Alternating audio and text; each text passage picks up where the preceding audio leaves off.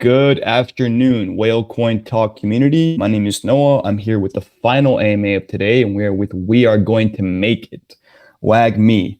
I'm joined here by, it's General Stemima, Kevin, and remind me again, who is going to be the main speaker so I know how to address you? Yeah, no problem. General Samima, that's me.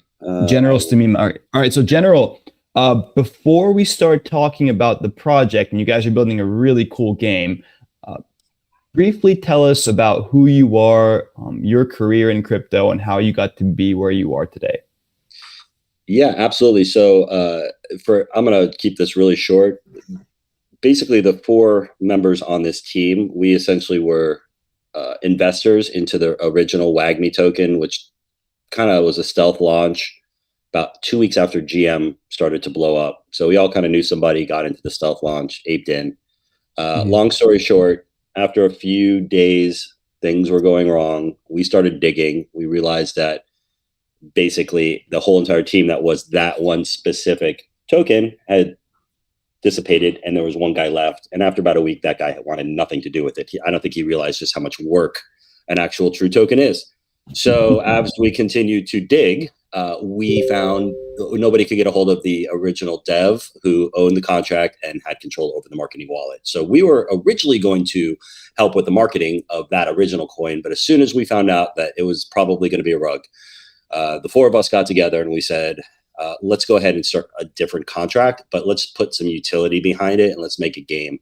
And that's essentially what we did. We told the entire community from the old WAGMI, we said, you guys liquidate. This thing's going to be a rug. So what we're going to do is kind of take a different approach as far as ethics in crypto, and we are going to let you guys liquidate. We are not going to sell a damn thing. So we're going to try to prove that we are going to try to do the right thing on behalf of everybody who is part of this community. Fast forward to today, we are at, I think, about an $18 or $19 million combined market cap. We have a game, an MVP coming out here in about 2 weeks from now. We've got a Genesis NFT collection that is more than halfway minted, and there's a steady minting happening, which just barely anybody's selling on OpenSeas, and everybody's just holding on to these things. And I'll tell you why in a second. We can get into that. But we have just so much going on. But to answer your question, I wanted to give a little brief background as to how we all got together. We actually are pretty successful in the real world. We just KYC castled, so there's no issues there. We are going to officially docs probably at the end of this month. So we're going to have a big YouTube AMA and do that as like a strategic deal. But just to give you a background of myself, I actually have built a couple of big companies, one of them being a lead gen company, and sold it for upwards of like 20 million bucks. So I actually have a pretty good experience as to how to handle a project that essentially this is going to be much bigger than that. We have Crypto Chartist, who is our chief gaming officer. He's a gamer's gamer. He also specializes in finance. So he understands, just how important it is to make sure we get it right as far as like tokenomics and being able to do a sustainable model as far as the game, which we're creating. We've got Chris B, who's our CMO, has a ton of experience. He started a bunch of different companies. I think one of them was in credit repair. And just a really cool, savvy marketer, and has a team of people with him, working with him, that we're going to explain to you what we're doing on YouTube and Google. And then we have Mr. Wagamama, who is just this little savant that is just amazing as far as a technical wizard behind the scenes. So that's our team and a little bit of the background. That's awesome. And thank you for sharing, General. Certainly, it's good to have people with real world experience building something in the crypto space. You selling in $20 million companies is nothing to just slouch at or scoff at, rather. It's nice to see people with your kind of background breaking into the play to earn space rather than, for lack of a better term, moon boys that are coming in for quick pump and dumps. So with that said, tell me a bit about WAGMI and the PvP and PvE tower defense game that you guys are building.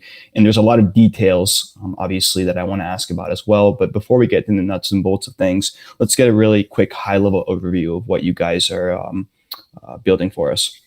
Absolutely. So we're building a gaming franchise. So we look at it as not just a game, not just a doggy jumper game that you can hire somebody for 15 grand on Fiverr and build. We look at this a little bit of a different way.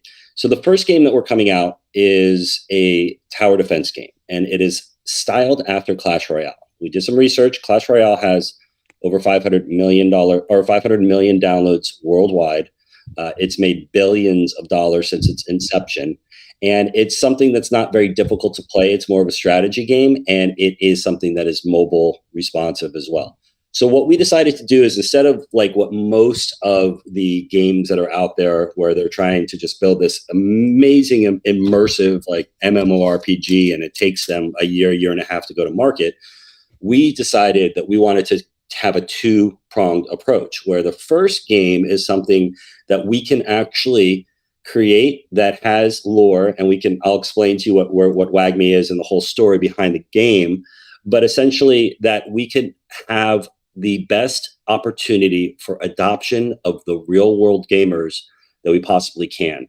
There is a fundamental difference of opinion from gamers in the real world versus people who understand crypto. And we're trying to make that bridge with the Clash Royale tower defense game, which is going to be called WAGMI Defense, so that we basically get people in where it's not this huge like tokenomics or very complicated ways of getting in and all of these massive amounts of breedings and NFTs and all these things in order to get the game going. We're just going to take it a little bit more simple. We believe in the KISS principle, the keep it simple, stupid principle. It's worked for me in a couple different companies, and we're applying it for this one. So essentially, our whole goal is to build this game, which is better graphics, cooler story than Clash Royale. But it's built on Unity, so it has the ability to stream. So we'll be able to be on Twitch and things like that. But the only difference really is, hey, listen, instead of you throwing away money at an app store, which you'll never see that money again, you're doing it. You're buying an NFT, and that NFT is the essential in-game asset. So the same things that you would normally be used to buying, as far as armor and characters and power-ups and things like that, you'll just be able to keep those in your wallet and own them. And the second thing that we are very excited about, and this is the other part of the crypto thing, is a skill-based wagering system. So we believe that it makes it more exciting, and it's going to give some people opportunities to be able to gamble, but skill-based, not chance-based.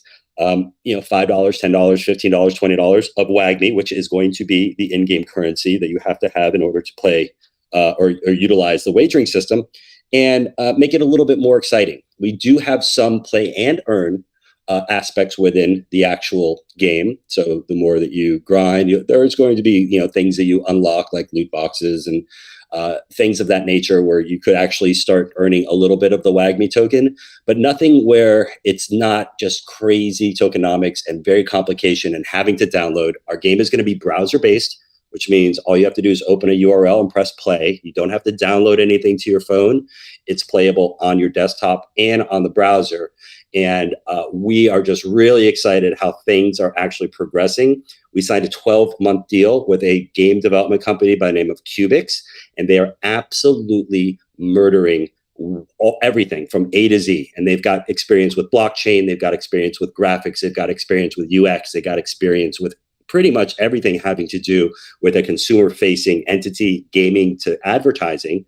And they've worked with guys like Nintendo and Walmart, and they've built a couple other blockchain games, and they are just absolutely doing such a great job. And everything that you'll be able to see on the website, the characters, the movement, all of those things kind of stem from them. So that's kind of the overview of what WAGMI Defense is. And we're actually coming out with that game. The MVP comes out mid-April. So I think we're already in April, so it's this month. And what's cool about it is we're allowing anybody who mints our Genesis NFT, and we can talk about that in a second, they're the ones that get first play. So we're trying to create this amazing community in which people can come together. They're minting their Genesis NFT, which, by the way, the utility is insane. And I'll share my screen and explain to you what all the utility is. But basically, be able to create this community. We're going to MVP the game for about 60 to 90 days. We're going to try to break it. We're going to try to make it so that find whatever's unfair in the game. And we're going to try to get the algorithms as perfectly as we possibly can, and then release the game right around July. along those ways, we have a cinematic teaser trailer out currently, and we're currently building a full-blown 2.5-minute trailer, which is actually even more cinematic than the one we currently have, but will also feature gameplay. And that will be released probably about a month before we release the game to the general public. So our marketing strategy is pretty spot on as far as making sure that there's a consistent flow of release and hype, but not so much hype where, hey, listen, you're going to, this is going to be crazy, crazy, crazy. It's like, no, we're just getting everybody excited about the milestones that are continuously happening with this project. It's what we've been doing so far. We've bootstrapped this entire project. We had no VC. We've had no external funding whatsoever. And we're incredibly proud that the eyeballs are starting to see this project. People are starting to see the quality of it. They're listening to these AMAs that we speak on, and they're just realizing that this project's a little bit different than all the rest of the crypto projects that are out there. Fantastic. I want to start with your Genesis NFT collection. More specifically, how many were available at launch, and what is the minting cost? Furthermore, what sort of special utilities do they provide with respect to your game? Yeah, absolutely. So what I did is I went ahead and shared my screen. Excuse me. And so there's 3,022. And the reason why there's 3,022 is the actual game itself takes place in the year of 3022. So basically, it's an alien versus human game. Aliens are invading the Earth. They're trying to steal a core element called Nephi. And that's what the battle's about. It's trying to save mankind. One of the things that we tried to do is we did try to incorporate, even though we're going more mainstream with this game, we tried to incorporate the acronym WAGMI into the actual storyline of the game.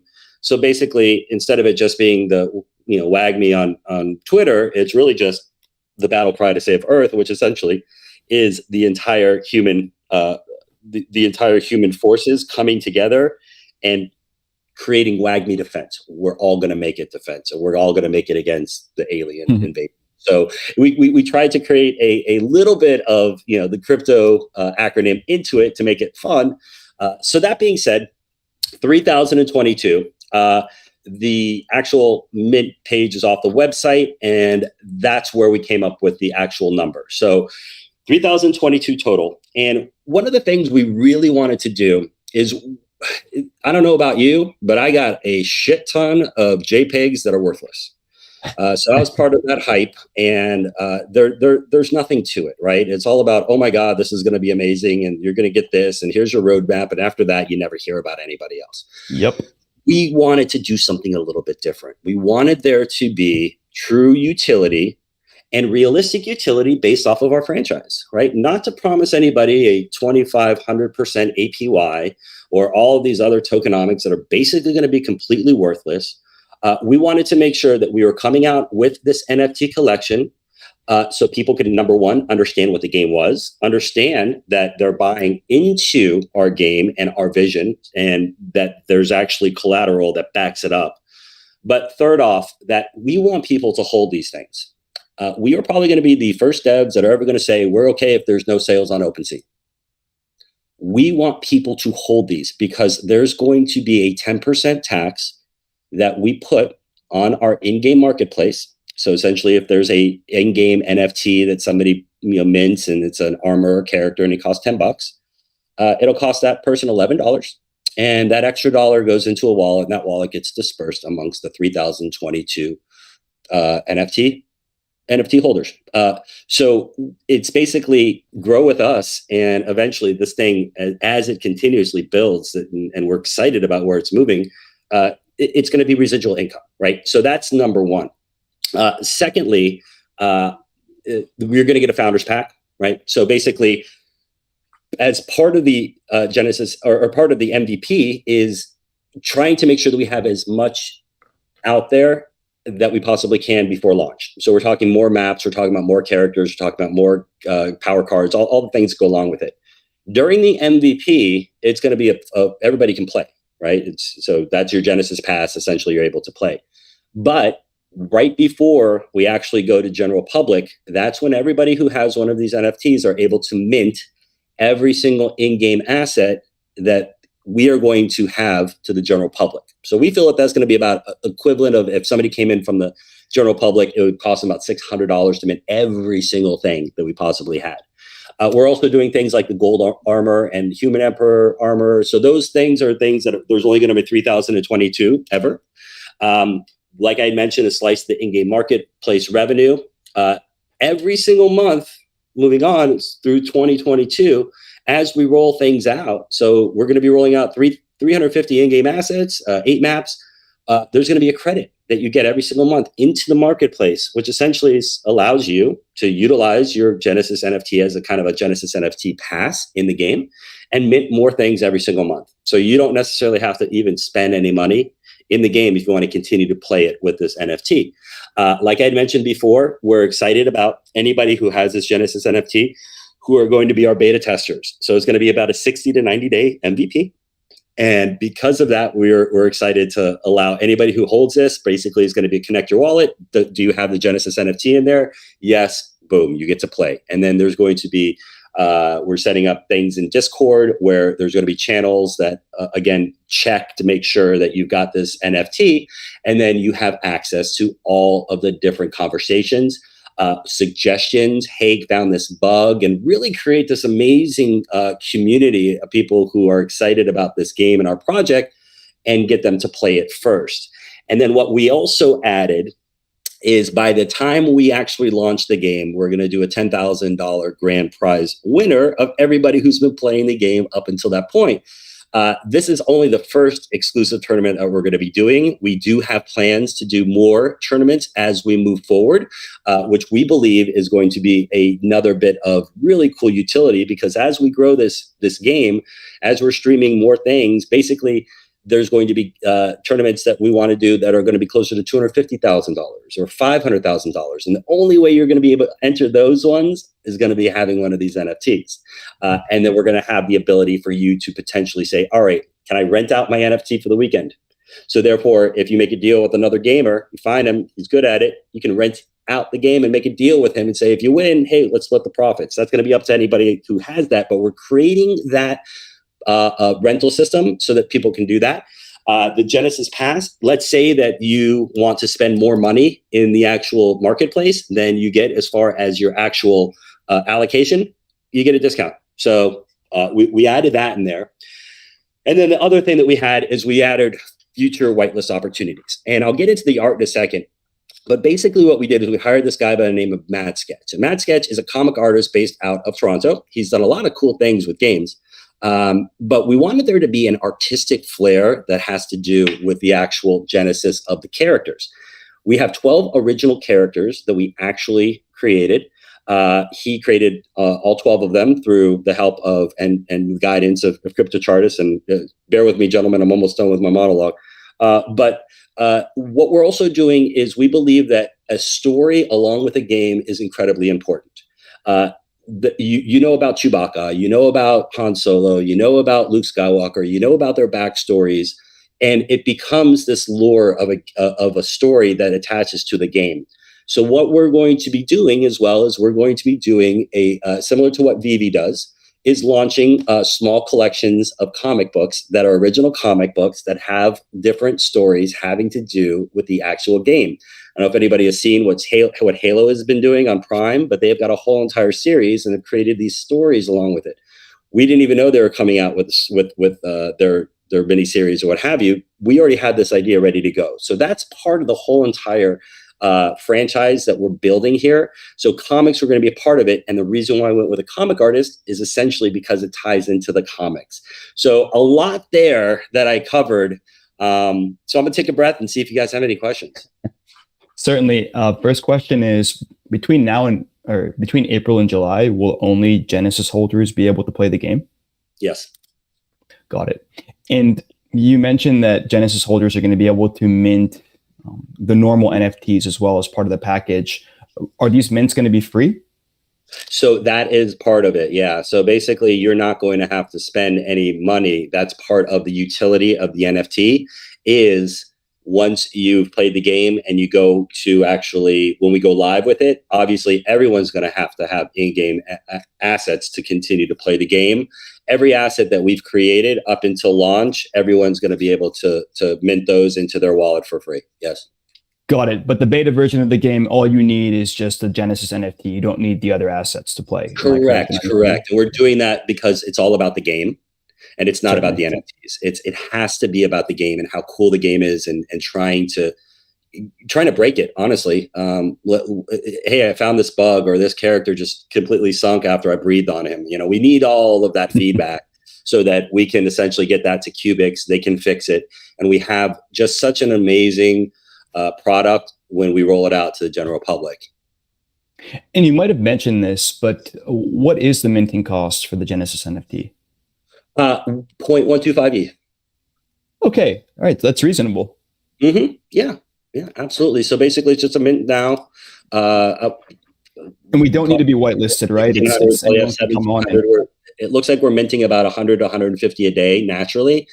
And I can get into that in a second, but yeah, it's 0.125, or, it's a 3 max. We're trying to make it so that, if you wanted to, you can open up another wallet and mint another 3. But yeah, it's every single one of the NFTs has a individual utility that I just reviewed. So yeah, 1.25 or 0.125. Is it random? Because I see the artwork it's flickering. Is it random which one you get? It is. Got it.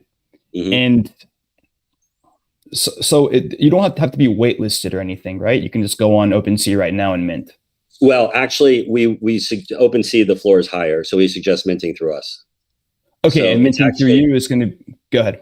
It's going to be cheaper, yeah. So nft.wagmigame.io, and it was funny. I was having this conversation with the guy who we hired to help market and run this NFT, and he was just being like, "Man, I can't tell you how bullish it is that you guys have a steady flow of all of these mints happening.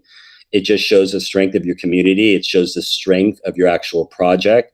He goes, "This thing's going to sell out here in the next few days for sure. But that being said, those people who understand that you're trying to do something different, have done the research and are getting in here and see just how cool of a game and entity and collateral that you guys have." He's like, "This is probably, even though, minting out 10,000 NFTs at one time are great." He goes, "It's all hype." He's like, "You guys are less hype and more utility," which he even said to me this morning. He's like, "I believe that that's going to set you guys apart and really make you guys a blue chip." So it was cool to hear. And is the minting happening on Ethereum? It is. So we've got Ethereum specifically for this actual NFT collection. We're contemplating, should we do Immutable X, which, by the way, we're integrating with Immutable X for the actual in-game NFTs, but they didn't have the connection to OpenSea quite yet. We're thinking about BSC, and we're just like, and those values on the Binance NFTs weren't really that valuable. We wanted investors to at least have the best opportunity if they did want to flip them. And we felt that was OpenSea. So we chose Ethereum and OpenSea. So it's ERC 721s. Got it. And I wanted to start talking about the game, but since you mentioned your partnership with Immutable X multiple times and your corresponding NFT marketplace, I want to know what you guys are doing specifically to kind of mitigate the gas fees on Ethereum. Do you see the gas fees on Ethereum being a problem for your main game? No. And that's why we're integrating with Immutable X. So if anybody's unfamiliar with what Immutable X is, they've created a layer 2 protocol, which allows there to be near gasless minting. And we were trying to figure out a solution when we started with Cubics, and we went back and forth. And I've actually followed Immutable X since they launched, and I was really intrigued with them even before I got into this GameFi project. I've got a big investment with them way before WAGMI. And I was just like, these guys already have the solution. Why are we trying to bang our heads trying to create a new solution when it's there? One of the things that I truly believe is, I don't know if people are familiar with what software as a service is. You probably use a lot of those, but sometimes it's just better to integrate with somebody that already focuses on one thing and just not have to worry about building something. And that's what we did with Immutable X. So Immutable X essentially is going to power via APIs The actual in-game minting on the Ethereum side, which by the way, we're on Binance and Ethereum, but the Ethereum side is not, it's going to be a non-issue as far as gas is concerned. And that was incredibly important for us to make sure that we got that right. And that's going to be part of the MVP. So that's actually, that integration is going to start taking place in mid-May. So that's part of the MVP. Yeah, I agree, General. If the solution's already there and the code is robust, I've heard good things about Immutable X. I don't see any reason why you shouldn't go with that as opposed to banging your head against the wall and trying to come up with a solution. Just focus on building a game instead. Absolutely. And they're also integrating with GameStop. Like they're powering GameStop's NFT. They just launched something that they're going to power Marvel's deal on Vive. So Immutable X is going to be kind of the gold standard as far as just if anybody wants to do anything on Ethereum and having to do with, something that are the $5 and $10 type mechanisms and minting capabilities on Ethereum. I believe that Immutable X is probably one of the more bullish companies that are out there. So I haven't done a deep dive, but I've only heard good things about them. So after this AMA, I'm probably going to go and do some more research. It sounds really interesting. And I could see them maybe even making other chains obsolete in the future if people can just stay on Ethereum and avoid the high gas fees. But I don't want to go on too much of a tangent there. In regard to the alpha version of your game, players obviously need to purchase NFTs to play. How many different types of NFTs are there? How many different types of NFTs do players need to purchase? And what would be the minting cost about for the whole package? Awesome. So Crypto Charters, you take the mic, my brother. Hey, what's up, guys? What's up, brother? So just to, dive right into the questions. Basically, to play the game, well, let's talk about the type of cards. So if you're familiar with Clash Royale, you know that there's character cards, there's spell cards, which we're calling power cards. There's air units. So we're gonna have probably about 4 or 5 different types of cards to make the game, very dynamic. We're also going to do obviously aliens versus humans. So you have 2 card decks instead of 1, like on Clash Royale. So we're making that even a little bit more competitive and even more fun because you're going to have 2 decks to choose from. And so that's pretty cool. Now, in order to get started with the game, you're going to have a minimum of 5 character cards. So if you wanted to start playing, you'd have to buy, at least 5. We are going to come up with a starter pack. So character cards, I think we've got them priced at around $10 a card, and all the other cards are $2 to $5. But we are going to have a starter pack that you can buy sort of with a discount to make it easier to access the game. And obviously to sort of lower the barrier on, what kind of cards you need to play the game. Once you purchase that starter pack, it's going to be as easy literally as connecting your wallet and being able to just start a match. So you're going to be able to play, friendly, or you're going to be able to play a wagered match. Got it. And the starter pack is going to be how much, you said?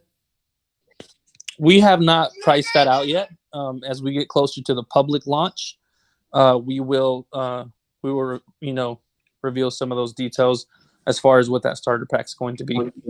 Yeah, but what do I tell you is it's not going to be extravagant. Our goal here is to really try to get adoption and get people playing the game as quickly as possible. So although we are a for-profit, like we are a real business. We are a real company. We've got multiple corporations around the world with this corporation. So we are for-profit. We're not going to hide that. That being said, we want there to be as much playability as possible. So, and we can talk about what our 2-pronged marketing strategy as far as crypto to the real world gamers is, but it's not going to be this extravagant, like $75, $150, $500, all of that to actually play the game. Granted, that is what it costs, like about 400 in ETH for the Genesis NFT, but that has all the utility along with it. If you're just coming off the street, we're going to make it so that it's not extravagant and it's fairly affordable. Got it. So let's go on a quick tangent, General. Since you mentioned marketing, I'm curious to know what some of the more lucrative strategies you guys are using in your campaign, especially in order to capture some of that TD gamer market. I mean, tower defense has been it's been a fan favorite since I was a kid. So I don't see it going anywhere anytime soon. Awesome. Or I don't awesome. see it. I don't see it leaving the gaming sphere anytime soon. Excuse me. That's what I meant. Yeah, it's still incredibly popular. Yep. I'm a little bit older than more of the team members, so I've got teenage kids, and they're constantly playing it. So that being said, as soon as I saw that them and their friends are playing it, and they're in high school still, I'm like, this still has a lot of legs to it as far as the tower defense is concerned. So as far as our marketing, if you guys notice, our charts are pretty crazy, right? So March right here is when we essentially came out with our teaser trailer. I think it was maybe the end of February, beginning of March. What we decided to do as an actual entity is we decided to take a different approach than what 99% of all crypto companies are doing. Instead of us going out there and trying to get the influencers and hyping it all up and saying, oh yeah, dude, they're going to come out with something. Yeah. And it's like talking about things for 5, 6, 7 months, and there's really nothing happening. We decided that we were just going to organically grow our community. We are going to utilize things like Twitter, utilize, simple AMAs, nothing extravagant, but taking, and a lot of this was our own money, and getting the game where it needed to be. So like all the different characters that you see on this, we own the IP. And I think that's important to also realize is these guys right here, all of these guys, these are original guys. Like these are our guys that were literally conceived by the brain of Crypto Chartist here. So you can see this is where he started right here as far as what you can mint in the NFT. And this is where he's at in the game. So he's got a whole entire, this guy actually, we have 2 backstories we need to go with, but like, Shamash, she has a whole entire backstory. So you can read about her. So that being said, we wanted to make sure that when we had the right conversations with any kind of influencers, the bigger influencers, not the, I'm going to pay for a review and nobody ever watches it because they buy the comments and it's pure bullshit. What we wanted to do is we wanted to make sure that when we had the conversations with anybody moving forward and we were getting ready to really start popping this project, that we had so much to show them. So things like this, making sure that we have, all of these different characters, the map, the actual game, the trailer, and all of the things that go along with it. And then coming out with the game here, literally in a couple of weeks, as far as the MVP, those are the things that we really wanted to make sure we had in place. That being said, that's when we started reaching out to guys like Scott Herman. And Scott Herman, it was our very first ambassador. And he's just been he's been a machine as far as getting the word out for us. It's been amazing. But our first phase is essentially going after crypto. We understand that people who understand crypto, it's easier to get them on board. Those who are bullish on GameFi, as soon as they see the entity and the collateral that we have, we're very confident that people will know that this actual entity has quality in mind. Like these are all of our original characters right there that you're seeing. So that being said, we now have I would say a good solid, maybe even 15 to 20 influencers that have been like, when can we start pushing your stuff? And I think if you go to Twitter, if you go to YouTube, you'll start to see all of these videos start to come out. So guys like Ryan Patrick, Bleaves, Austin Hilton, Scott Herman, we got Classy, we've got Sandstorm, Zach Humphreys. So all of these guys are now talking about WAGMI all over the place. So that's our phase 1. And I believe that is a lot to do with finally getting the word out as far as what you're seeing right here. So this is, I think, yesterday and today, this huge parabolic. But as you can see, I mean, it's been steady the whole entire way up. Our phase 2 is when we have the game out and it's mature enough. We actually have a Google account that's approved for crypto. And I don't know if you guys understand how absolutely amazing that is, but it's not easy to get that approved. We are approved. So we have the ability to go out and advertise on YouTube, and Facebook allows it. But we know that there's going to be this kind of wall that we need to break when it comes to the traditional gamers. So we have a content strategy and almost an educational funnel per se that will kind of just let the guys that are in gamers that have this NFTs screenshot, crypto sucks, it's a scam, to be like, let me just come here for 1 second. Let me just show you something. And it's going to be this kind of holding hand as we move forward. But the only reason why we feel we're going to be successful with that is because we're going to have a lot of people streaming this on Twitch. And the whole difference between them streaming on Twitch with Clash Royale, which are just begging for like somebody coming in and give them $5 or $10 to play, is they're actually going to be able to start playing the game for money. And once they realize that, oh my gosh, I can play this game for money and start winning and being good and streaming that, we feel that there's going to be the FOMO, even from the people that hate gaming or that hate crypto, they're in gaming, and it's going to be this natural progression. But the way that we're going to win the hearts is by having a game that is amazing, fun to play, has the storylines with it, and that's what we're currently building. Fantastic. And with that said, you just mentioned getting paid to play. I'm curious to know how exactly your wager system works in the PvP mode, and how players are able to earn in your PvE mode. And from what I understand, PvE mode is going to be released a bit after the PvP mode. And also curious to know how far out the release of that is. Yeah, so the PvP mode, we're actually going to be able to match players based on their skill, sort of like you would find in, obviously, Clash Royale, Fortnite, other Clash style games, other Royale style games. So based on the number of matches you've won, based on the relics you've collected, which are the equivalent of trophies, based on your experience points, we're going to have on the back end, our algorithm that can, match you against an opponent that's similar. So we're going to try and iron this out before we actually launch to the public, which is why we need that beta, so that we can iron that out, so that when people start playing, it's actually you're playing against someone in a fair match, because you don't want someone who is a level 10 playing against a deck that's like a level 1. So we've thought that out, and we just need a little time to make sure that that is rock solid, so that we can actually have good matchmaking within the game. As far as the player versus environment, essentially, we're going to create a series of levels through each of the maps. So we're going to have collectively right around 8 or 9 maps by the end of this year. And you're going to be able to level through those stages and collect directly on the WAGMI token. So as you progressively get through harder stages, you're going to be able to collect more WAGMI tokens. Understood.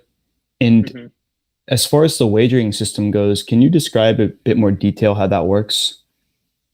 Yeah, so just based on, like I said, your percentage win, based on the trophies, like in Clash Royale, we're calling them relics.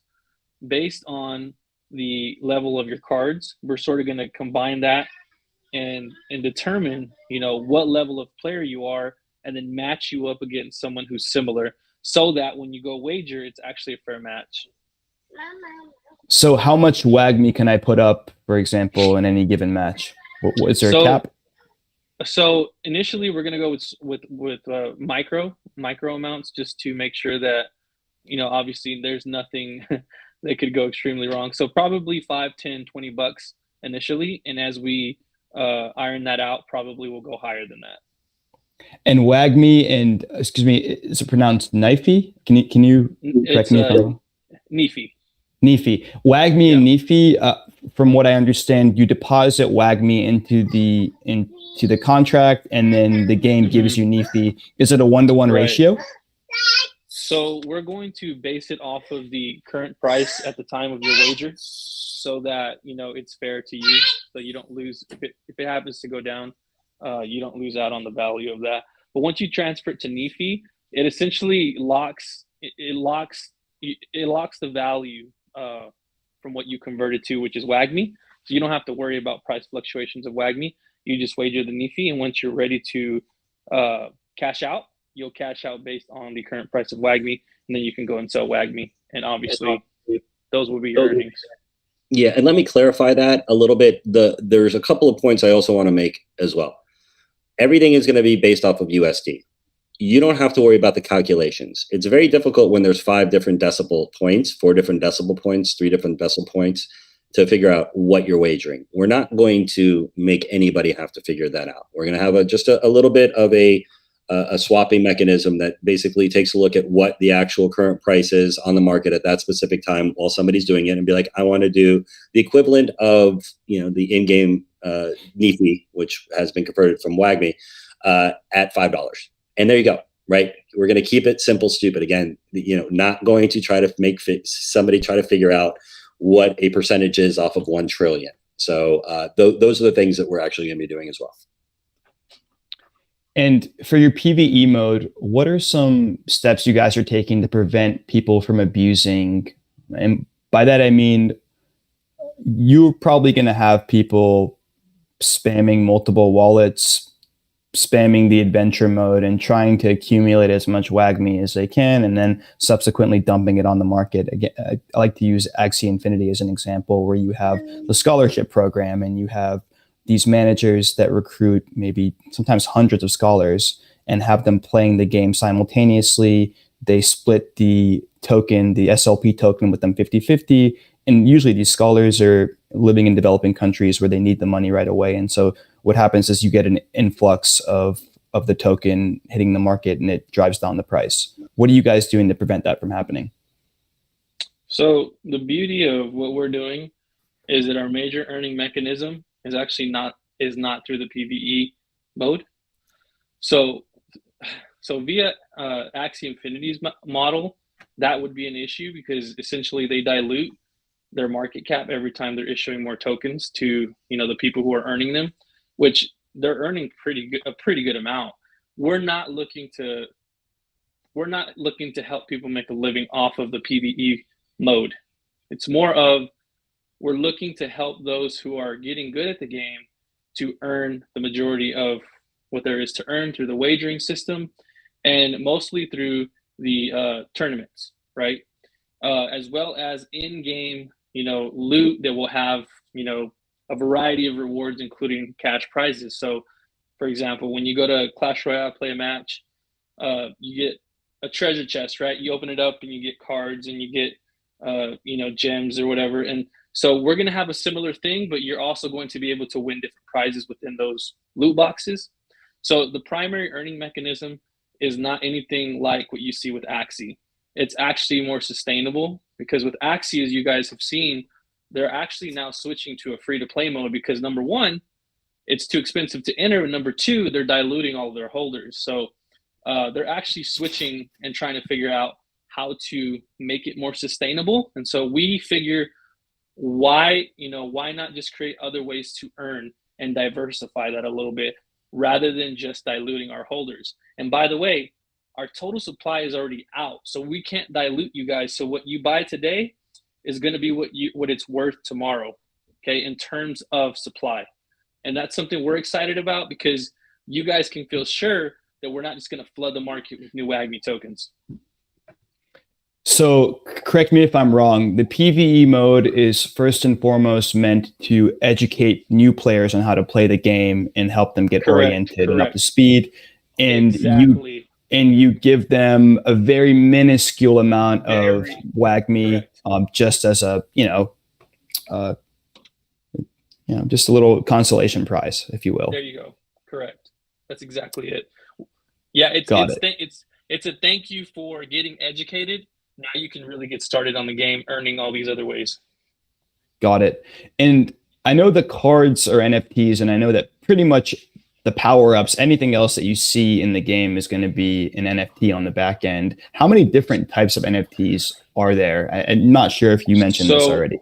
Yeah, so we're going to have obviously emotes, air units, characters, power cards, probably a third type of deck, which would be a hybrid between aliens and humans, probably in version 3 of the game also. And then by the end of the year, we will have a minimum of right over 350 in-game assets, with the majority of those being NFTable. Got it. Yeah. Very cool. And you mentioned there was going to be you mentioned the different PvE maps. How many different arena maps will be available? So we're going to tie those together. So it'll be about 9. We're going to use the same maps. Okay. Throughout. Cool. Yeah. And what does your pay to progress system entail, and how does it help create a profitable ecosystem? Would you please elaborate? Yeah, for sure. So we're sort of toying around, obviously, with the models that we're using. So while we're convinced that we have to lower the barrier compared to like an Axie, we also know that for the crypto gamer, it's easier to understand the NFT space and then get started. We're also having to think about how we're going to entice the traditional user. So it's probably going to be a little bit of figuring out what works best, and we're probably going to tweak this. But essentially, the pay for progress is going to work essentially like you see now in Clash Royale, right? Where you actually pay to, in our game, would be knee fee to unlock the loot boxes quicker. So it's going to be a very similar model in terms of how that's going to work within our game as well. And the new users that are paying for progress, is the WAGMI that's being used in those transactions burnt, or is it redistributed to NFT and token holders? That particular part of that, I believe we're going to distribute to the PvE mode of the game. Got it. I have a more specific question. Looking at condition 2 during the looking at condition 2 during the play to win conditions of your light paper, what is the elixir of regeneration speed? What does that entail? So for the MVP, obviously it's going to have just a would be like a normal elixir, right? Once you start getting into like the death matches or overtime, if you will, then you might get like double elixir to speed up the match and find a winner. Understood. And guys, I shared a screenshot of their gameplay system in the main chat if you want to check that out. You mentioned relics earlier. Can you explain what those are with respect to your tower defense game? Yeah, so like if you play Clash, when you destroy a tower, you earn a crown. It's going to be similar to that. So they're like trophies. We're calling them relics just because it's we don't want to call them trophies because it's a futuristic game. It fits the lore better. I like that. Right. Yeah. So we're calling them relics. Cool. And briefly touch on your ultra rare collectibles and loot boxes. You mentioned those again, but I think some of the viewers would like to hear about those in detail. Yeah. So essentially, the way we see it as we build the user base of this game, like any other game that you see that gets popular, there's certain items within the game that are basically what everybody wants, right? If you've played, any sort of open world game, you find a certain sword, a certain shield, a certain armor set, everybody wants it. So we were going to build that similar thing into this game and make them NFTable to where you can either rent them or sell them because they're rare, right? We're also going to include, as I said, within those loot boxes, if you find certain items like that are rare, you may end up also winning a cash prize with that. So we want to reward users through a dynamic, like tiered asset system where, as you play and grind the game, we're actually rewarding you through these loot boxes with a variety of different things, including NFTs and actual cash prizes. Got it. What is governance going to look like for you guys? What sort of utilities will the community be able to vote on? And will at any point you guys renounce the contract and go full DAO? So for the first one, we probably will have just a simple, straightforward voting system. If you've got WAGMI in your wallet, you're able to cast one vote. As far as like going the DAO route, we actually haven't thought that far out in terms of, doing something like that. But for now, I would say that what's going to work is simply just having. Got it. And can you share some of your strategies for ecosystem sustainability? I mean, you already have shared several, but would like to hear another overview of what you guys have in store. Yeah, so we're treating this more like a normal business, right? Because if you ask me, I'm just going to touch on Illuvium just for a second. Sure. They actually went the route of giving 100% of their revenue away. I think it's a huge mistake, because what's going to happen when volume dries up on their marketplace, and there is no volume to collect tax on, right? Not saying it'll happen, but we believe in always taking precautions instead of finding ourselves in a hole that we can't get ourselves out of. So we're treating this like a business in which we want to be profitable, right? The net effect of our ecosystem is a profitable model where we're making money not only to sustain the cash prizes, the tiered systems, and the tournaments, but also it gives us the ability to continue to develop the game even further, right? Because if you're in crypto to be a nonprofit, I think you're in it for the wrong reason, because it is, after all, a business, right? So we're trying to treat this as a game company. Sorry, I think I lost you there. Can you hear me? Yeah, you cut out for a minute. Okay. Yeah, so we're treating this like a business, right? Where we're trying to be profitable.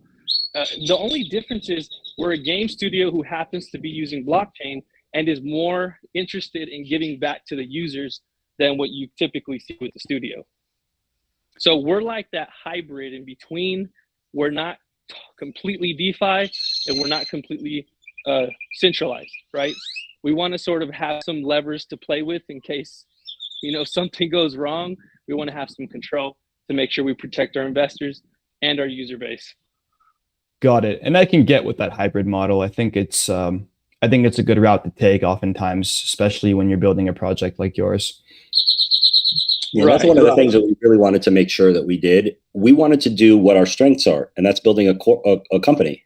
Mm-hmm. And we just look at it a little bit differently than probably most of the people that are in crypto who, this one company did really well. Let's go ahead and copy what they did, not knowing what the future entails for them, which, by the way, look what's happened with a lot of the play to earns is, things go wrong. Things go wrong. So we're just looking at it saying, we just are a company. We just happen to be in the crypto space. And we believe that we understand, ROI, we understand KPIs, we understand being able to track on marketing. We understand that if we get a specific amount of people in, that they're purchasing X amount into the in-game marketplace, how we can funnel that back into marketing and then benefit all of the investors that have the token, right? So it's if we try to go the route of like just giving it all away, which it seems like a lot of people in crypto just like to do, and they like to just 100% rely on the token and the charts, that we believe is not in our best interest for this specific entity. Do you guys have any sneak peeks of your gameplay?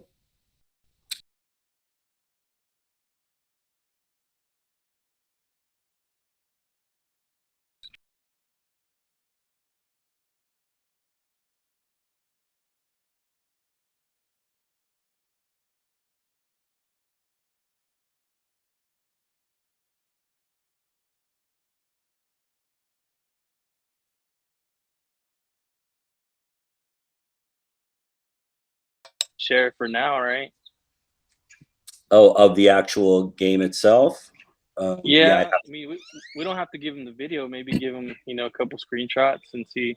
Let them have a sneak peek or something. Okay, hang on a second. And while you do that, General, the crypto chartist, crypto chartist. Are your how many developers do you have working on this game, and are they part of the Cubix ecosystem? Yeah, so of course. Our entire team and our partnership with Cubix entails their team. So we've got about close to 26 people building this game. It takes literally an entire team to build a custom video game from the ground up the way we have it. And just to get a little education on that's why you can see tokens coming out with jumper games in 2 weeks, because they're going to Fiverr, they're going to Upwork, they're going to these places, finding someone who has pre-built assets. We went the route of we're building an actual AAA custom game from beginning to end, and that's why you're going to see that the game companies that are going to be taken more serious are definitely going the route that we're going, because this is, obviously custom IP, intellectual property that we have. We own it. It's ours. The characters are ours. The maps are ours. The lore, the comics, it's going to definitely be a huge value add as this specific sector continues to expand. And as these big game studios come in, who do you think they're going to look to either buy out or be part of? They're not going to go to those jumper games. They're going to look for these legacy AAA games like the ones that we're building. I couldn't agree more, honestly. And when I interview certain projects and they're building a play to earn game and they tell me they have 2 to 3 developers working on it, it doesn't make sense to me. I've been a gamer my whole life, and I know how much work that goes into building a video game. Don't even get me started on MMORPGs. Well, here's the thing. Go ahead. We're gonna build an MMO, but we're doing this one first, obviously, because it takes a smaller team. That MMORPG is probably gonna double the size of the team. You know. I was going to ask you guys about the MMORPG planning phase, because MMORPGs, as I'm sure you're aware, are probably some of the heaviest lifts in terms of building video games, and 100%. so many have tried over the last 2 decades and failed miserably. Even big studios like LucasArts have tried building Star Wars games, and the trailer is amazing and there's a lot of hype, but the gameplay is just awful. So I'm curious to know what you guys have going. I mean, really, like you have EverQuest, you have EVE Online, you have World of Warcraft. You have a few MMOs out of the hundreds and thousands that have been attempted that have stood the test of time. And I'm so curious. Right. I'm curious to know what you guys are planning, at least in your initial phase of building an MMORPG.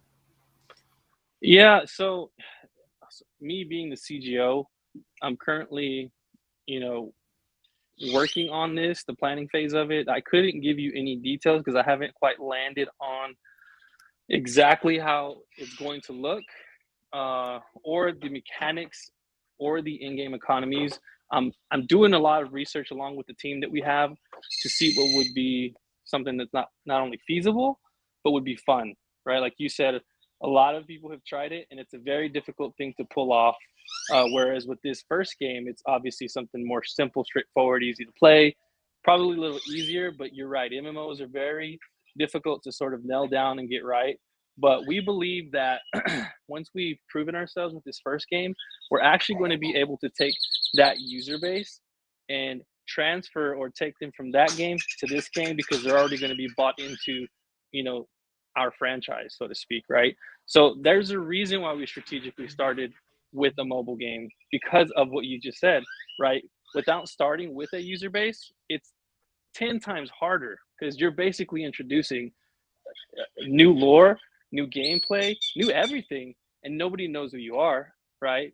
So by starting with this WAGMI defense game, I think we're strategically positioned to be able to at least have a better chance to be more successful with the MMO. But to summarize it, I envision it as an open world, obviously, where you have a variety of characters from the alien and human side that you can play with. I agree with this point of departure. You saw it with Warcraft. They had the Warcraft series initially. It's much easier to build than obviously the MMORPG they built with the Warcraft, but it's lower barrier to entry, right? In your case, you have a TD game that can be played on a computer or mobile. I know you guys didn't mention iOS or Android, but I'm assuming eventually you'll have that. Even if you don't, people can just log in on their phone browser and play your game. It helps you develop a fan base, helps people get oriented with the lore, and then after that, you can launch your MMORPG, hopefully 1 to 2 years down the line. Yeah, it's definitely going to be closer to 2. I was going to say, I was being nice, like maybe like 3 to 5 years down the line. MMOs are so difficult to build, but yeah, it's or like Star Atlas, it's going to be 7. Oh jeez, don't get me started. Don't get me started on Star Atlas. It's such a shame too, because their trailer is my favorite. And when I heard the CEO say it's going to be 7 years, I'm like, what? 7 years from now? I mean, are we going to be on computers? The problem is trailers are not at all indicative of building a good MMO. And when I saw the Star Atlas trailers and the graphics and a ship that was going for 500K, I mean, that all sounds great, but you can spend 7 years on an MMO and people still won't like playing it if you don't know how to design it correctly. The gameplay is really important. Absolutely. And that's why we're so focused on getting this MVP launch and getting so many people to play it, to make sure that it's it's spot on. It's perfect. And I'm excited for your TD game. I'm gonna go ahead and mint. Not financial advice, listeners. Do your own research. I'm personally gonna go mint one of the Genesis NFTs after I get off this AMA. I am curious to know how long the launch has been going on for. So how long have we had the token available? Yeah, sorry, I didn't word that correctly. How long have the Genesis NFTs been available for minting? Oh, about 6 days. 6 days. Okay, so 6 days, and you've sold out a little bit over half. I think we're at like 1,700 out of the 3,000. Yeah. Very cool. Yeah. And we're okay with it. We're good because it's the steady flow of people we want there to be educated people who purchase these things, and it's not just the when moon guys. I mean, we believe our investor base, especially our whales and things like that, are just a little bit more of we're cool with their taking some time with a project. And we've said that from time and time again. This is a long-term project. Bear with us. We're going to tell you what we're going to do. And luckily, we've been able to deliver it. So, but yeah, on the screen, if you guys want to see, it's just kind of a screen grab of the actual action in the game. It's pretty cool looking. Yeah, right on. And you guys are looking for organic growth. You want your investors to be educated on what you're building, and it shows. It shows in this AMA, and it shows with everything you've told me so far. Is there anything that I haven't asked that you guys want to talk about? I tried to cover everything with my questions. There is a community hand up, or maybe two. But before I get to that, I want to know if there's anything you all want to talk about that I haven't asked. Yeah, I think that it's just like we mentioned before. I think the next few weeks are going to be really exciting. We've got a huge announcement on Tuesday. We've got gameplay. We're going to release the footage of this game either Thursday or Friday. Then we're going to get into the actual MVP. We're going to start having a lot of the influencers be streaming, because pretty much all the influencers that we have on board have already minted their NFTs. So they're excited to just be able to sit and play this game on their on YouTube. So you're going to be seeing the actual game being played. And yeah, we're just really excited. And the other thing is, I know you mentioned that the trailers are usually nothing like the game. We believe, like we mentioned before, that the story is just as important as far as making sure that there is a lot of playership and the imagination runs wild. And our next trailer that we're going to have, and we've gotten a few clips from them, is almost movie quality. Like it's almost like it's not even a game. It's just a movie, right? That's how it feels. And then we're going to integrate the gameplay so that there's a true basically line to saying, this is not what the game is going to be. We're trying to get you to buy into the actual story and understand that there's a story that goes along with this actual franchise. And yeah, and this is what the game is going to be like. So that we're going to be releasing here probably, I would say 30 days before the actual public release of the game. And then that $10,000 tournament, we're probably going to be streaming on. I've been in talks with a couple of different sport crypto tournament platforms, in which we're going to go ahead and stream that as well and get that excitement going as we get into general public. So we've got a lot of things that are going to be exciting from now all the way until we launch this game. The public release of the game in July is what we're shooting for. And we just believe that we're just getting going. So we're just incredibly excited. We feel blessed. We feel honored. We feel humbled that we're able to bootstrap this thing with absolutely no IDO. With literally no external money whatsoever. It's come into this. And I think that if any investors are on the fence as to, should I invest, should I not invest? This is not financial advice. Do your own research, but come into our communities, ask the questions, find out if we've delivered. And we're very active in the communities as well. So I just want to kind of just throw that one little sales pitch out to say that we really believe that we are positioning ourselves as one of the top gaming franchises here in crypto, and we're excited to execute on that. I love it. Big hype. Big hype. Yep. Said Rahmat, you had a question, man. Go for it. Yeah, thank you, Noah. I have been listening in from the start, and I have a few questions. But before that, I really want to appreciate your efforts for developing such a wonderful and real game in the crypto space. All right, man. Appreciate it. Thank you, Noah. Yeah. So my first question, I was wondering that which server will you be using, and how much traffic will it be able to handle in the future?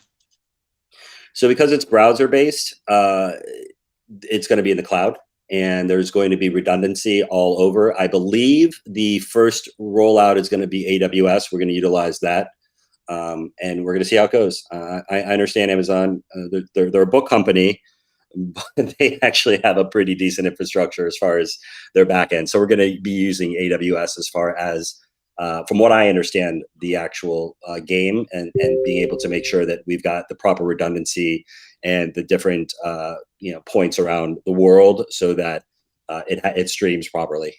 I could be wrong. Don't quote me on that, but I believe that's where we're at. Got it. So you also mentioned about comic series relating to WAGMI fictional characters. So I was wondering, what will be the target audience of these comics? I mean, adults or the kids? Yeah, that's a great question. So here's what we're doing with it, right? We actually already have a novelist that has given us a 42-page first chapter of the story of WAGMI Defense. And we actually just hired him. We gave him more money to now start dissecting that and create what is going to be a 12-page comic. And our whole strategy with the comic is to be able to release different, let's say it's power-ups, let's say it's different characters. And as we release the comics, granted, we're going to have collections. So it's going to be a collectible, which you're going to be able to mint, but we're still going to allow people to read the comic on a PDF or on a website. It's just they won't own it. That being said, we want there to be that lore, so that if they read about something in a comic book, they can then go and mint it in the game. We want there to be that connection between story and gameplay. And that's really important for us to be able to consistently have things to talk about. As we know, if you don't talk about something in crypto after 24 hours, people are like, when marketing, right? So we want to make sure that we have a consistent flow for our community to be excited about, even though the game is already in play, and all the things that we have going on. So yes, that is your answer. We actually already hired the person to be writing the comic book. And what about hard copies? Will they also be available? We haven't decided that. Knowing us, we're probably going to do a limited edition. Yeah.